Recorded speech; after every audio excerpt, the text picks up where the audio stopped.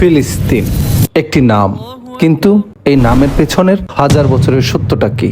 এটি শুধু একটি যুদ্ধ ভূখণ্ড নয়, এটি আমাদের মুসলিম ইতিহাসের এক অবিচ্ছেদ্য অংশ। ফিলিস্তিনের আসল আদিবাসীরা ছিল কেনানীয়।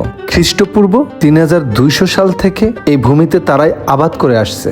অবাক হবেন যে পৃথিবীর প্রাচীনতম শহর জেরিকো এই কেনানীয়দের হাত ধরেই গড়া। ইহুদিরা এই অঞ্চলে আসার হাজার বছর আগেই তারা এখানে বসতি করেছিল।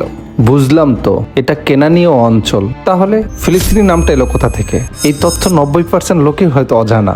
এই অঞ্চলের আসল নাম ছিল কানান। খ্রিস্টীয় 2য় শতাব্দীতে রোমানরা ইহুদি বিদ্রোহ দমনের পর তাদের শাস্তি দিতেই ইচ্ছাকৃতভাবে এই অঞ্চলের নাম পাল্টে প্যালেস্টাইন রাখে। অর্থাৎ এই নামটি কোনো জাতির নয়, বরং এটি একটি রাজনৈতিক শাস্তি।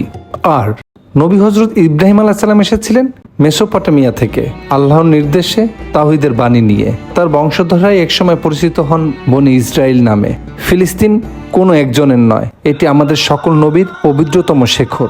এই সব কিছুকে ছাপিয়ে ওঠে আমাদের অবিচল আবেগ। এটি আল আকসা, আমাদের প্রথম কেবলা।